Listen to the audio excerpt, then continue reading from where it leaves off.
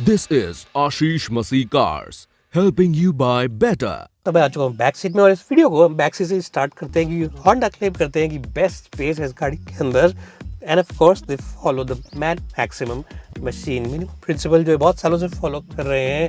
अब उसका मतलब क्या है? well, उसका मतलब ये है कि कैबिन के अंदर एक एक इंच को यूज़ किया गया है आपको अच्छा स्पेस देने के लिए। जैसे कि यहाँ पे आप देख सकते हैं मेरे पास नी रूम बहुत अच्छा खासा है। जो फ्रंट ड्राइवर सीट है वो मैंने एडजस्ट करिए 5 फुट 8 इंच के ड्राइवर के लिए, मेरी हाइट है 5 फुट 10 इंच।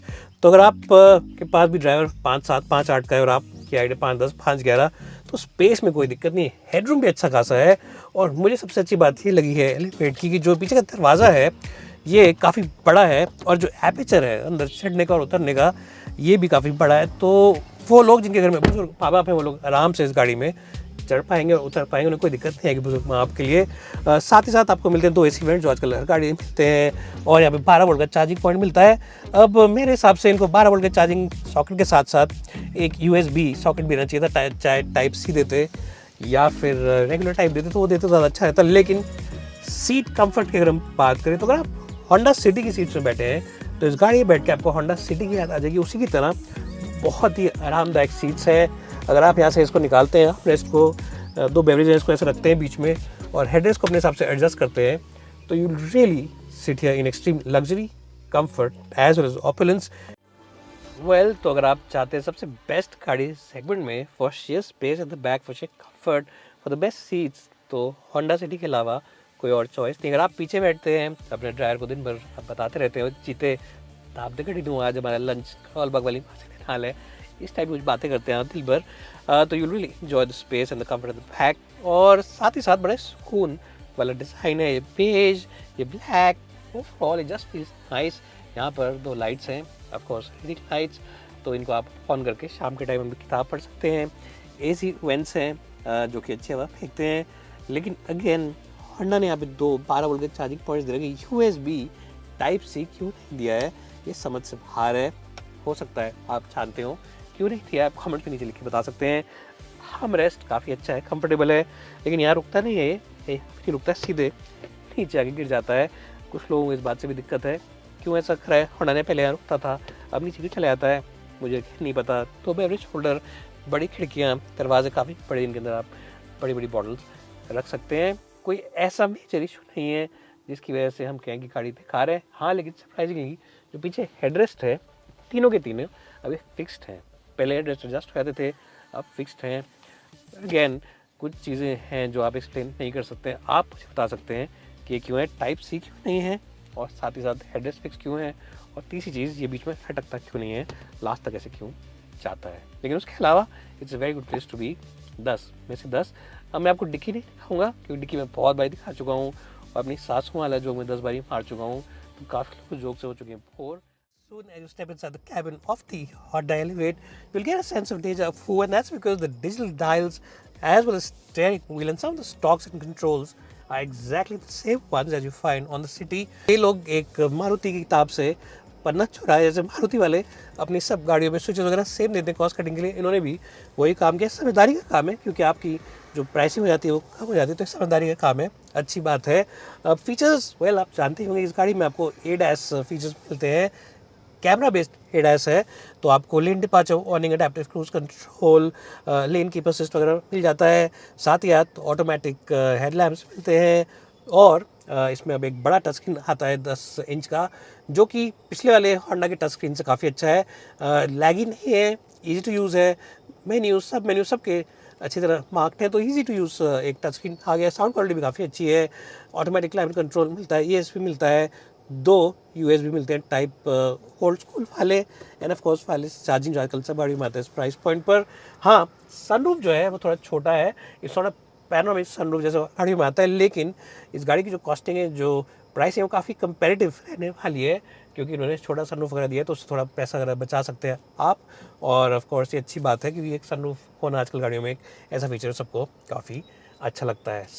सबसे अच्छी बात इस गाड़ी की, सब कुछ भूल जाइए, सबसे अच्छी बात इस गाड़ी की है इसका सीट कंफर्ट। ये जो सीट कंफर्ट है सबसे बेस्ट है। कूल सीट्स तो नहीं है ये, लेकिन सीट्स पे आप जैसे ही बैठेंगे आपको याद आ जाएगी होंडा सिटी की। जैसे होंडा सिटी की बेस्ट इन क्लास सीट्स हैं इस गाड़ी की भी पीछे भी और आगे भी बेस्ट इन क्लास सीट्स हैं।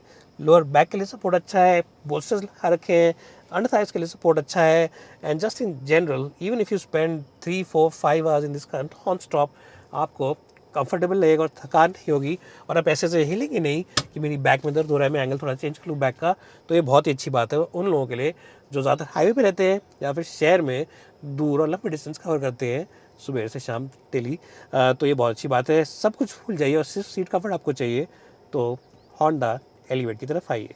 सीट्स को मैं दूंगा 10 में से 10 और कैबिन को मैं दूंगा अच्छा स्कोर 9 का 10 में से। क्वालिटी ठीक ठाक है। तो मैं आ चुका हूँ होंडा सिटी कैबिन के अंदर, और जो एक गाड़ी है कैबिन का डिज़ाइन लेआउट वगैरह सब कुछ सेम है, कोई बहुत ज़्यादा चेंजेस नहीं है। क्वालिटी काफ़ी अच्छी है, ऐसा लग रहा है कि क्वालिटी पे काम किया है होंडा ने, और थोड़ी सी इम्प्रूवमेंट है।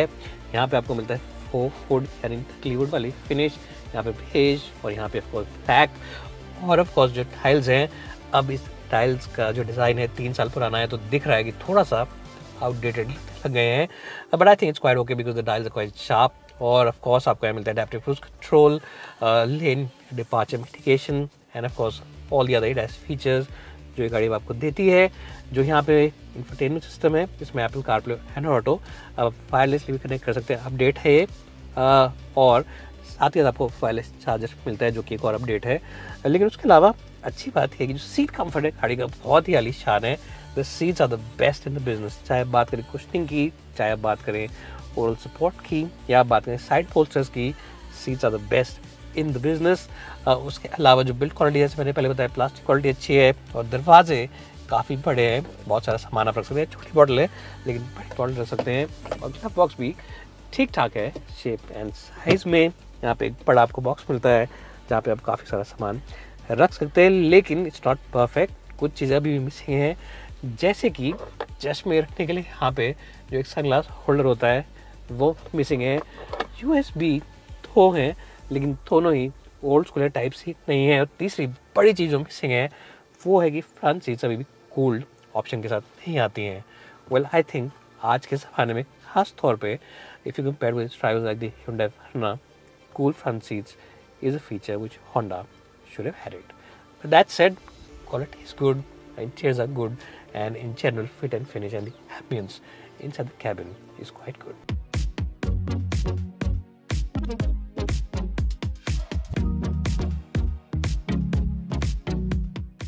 तो मैं अब चला रहा हूँ होंडा की एलिवेट, और इस गाड़ी को चलाने से पहले एक छोटा सा मैसेज मैं आपको देना चाहता हूँ। वो ये है कि जब भी आप गाड़ी में बैठे, आप गाड़ी चलाना शुरू करें तो सीट बेल्ट ज़रूर पहने, चाहे आप आगे बैठे हो, चाहे आप पीछे बैठे हो, या आपके साथ और लोग भी हों, सबको आप चेक करें पीछे और सबसे पूछें कि आपने सीट बेल्ट पहनी है या नहीं। क्योंकि गाड़ी में सबसे बेस्ट सेफ्टी फीचर्स हो सकते हैं, सब कुछ हो सकता है, लेकिन अगर आप सीट बेल्ट नहीं लगाएंगे, सीट बेल्ट नहीं पहनेंगे तो सारे के सारे सेफ्टी फीचर्स सेकेंडरी हो जाते हैं। ये सबसे इम्पॉर्टेंट सेफ्टी फीचर है आपकी गाड़ी में। तो सिर्फ चलान के डर से नहीं, अपनी सेफ्टी और अपने पूरे परिवार की सेफ्टी के लिए गाड़ी में बैठने के साथ सीट बेल्ट ज़रूर लगाएं। ये था एक छोटा सा मैसेज और बहुत इंपॉर्टेंट मैसेज। अब हम होंडा एलिवेट के बारे में आपको बताते हैं, और मेरे पास आपके लिए सिर्फ अच्छी खबर है। ये जो गाड़ी है चलाने में होंडा सिटी की तरह ही बहुत ही अच्छा पैकेज है, बहुत ही स्ट्रॉन्ग पैकेज है। अब आप कहेंगे कैसे? वेल, तारीफों के पुल बांधने में शुरू करता हूँ। अब ये मत कहना कि मैंने होंडा से पैसे खाए हैं या मैं बायस्ड हूँ होंडा की तरफ, क्योंकि गाड़ी जो इंजीनियर्स ने बनाई है, जो इंजीनियर्स ने काम किया है वो दिखता है। सबसे बेहतरीन चीज़ गाड़ी की है इसका राइड, क्योंकि जो इसका राइड कंफर्ट है वो बहुत ही अच्छा ब्लेंड है स्पोर्टी हैंडलिंग का, एजिलिटी का, एज वेल एज कंफर्ट का। खास तौर पे हाईवे के ऊपर जब आप गाड़ी को लेकर निकलेंगे तो इसकी जो ओवरऑल स्टेबिलिटी है, ये गाड़ी आपको पिछली गर्लफ्रेंड से ज़्यादा स्टेबल रहेगी अपनी, और उसके साथ साथ ही जो ओवरऑल कॉन्फिडेंस आपको देगी उसमें भी आपको बहुत ही अच्छा लगेगा। इस गाड़ी को आप चाहें तो 100, 110, 120 पे भगा सकते हैं हाईवे पे, और किसी भी तरीके से आपको कभी नहीं लगेगा मैं गाड़ी की स्पीड को स्लो कर लेता हूँ या गाड़ी को थोड़ा सा मैं जहाँ पे गड्ढे दिखते हैं गाड़ी की रफ्तार को दबा देता हूँ। गाड़ी जितना अच्छा चलाएंगे, खींचेंगे, कोई टेंशन नहीं आएगी आपको, क्योंकि गाड़ी दब के चलती है, चिपक के चलती है। ये एक अच्छी बात है। अगर आप सिटी में गाड़ी को ड्राइव करते हैं तो वहाँ पर भी you really enjoy the overall driving experience, and the reason for that is simply because you'll feel like this car is easily soaking all the bumps, सारे के सारे गड्ढों को, सारे के सारे रम्बल स्ट्रिप्स को आराम से अपनी सस्पेंशन इसकी अब्जॉर्ब कर लेती है। तो ये भी बहुत ही अच्छी बात है, एंड दैट्स समथिंग जिसको देखकर आप कहेंगे कि नहीं, मैंने सबसे सही डिसीजन लिया, क्योंकि सबसे कंफर्टेबल गाड़ी अपनी इस सेगमेंट की है। उसके अलावा जो मुझे अच्छा लगा वो है 1.5 हाई वीटेक इंजन की परफॉर्मेंस। आउटराइट पावर इसकी 115 bhp है और 144 न्यूटन मीटर्स का टॉर्क देती है। 6 स्पीड का मैनुअल या फिर CVT गियर बॉक्स ले सकते हैं ऑटोमेटिक। और जो मैनुअल है छठे गियर का बेनिफिट ये है कि इसकी फ्लेक्सिबिलिटी इंजन की काफ़ी इनहेंस हो जाती है जब इस गाड़ी को लेकर आप हाईवे पर निकलते हैं। अब उससे मेरा मतलब क्या है? तो उससे मतलब सिंपल ये है, जब इस गाड़ी को आप चला रहे होंगे 100, 110, 120 पे हाईवे पे, तो इसका जो RPM है वो होगा करीब 2200-2300 पे और कैबिन काफ़ी शांत रहेगा।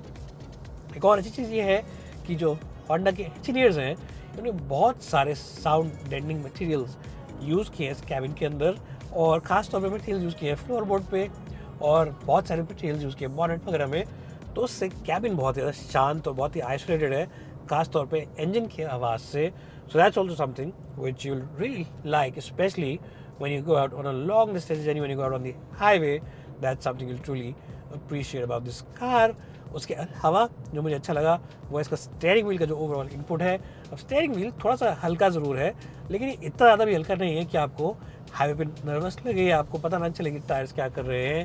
साथ ही साथ इसके अंदर जो वज़न है वो इतना है कि आपको कॉन्फिडेंस आएगा गाड़ी को हाईवे पे लेके जब निकलेंगे तब।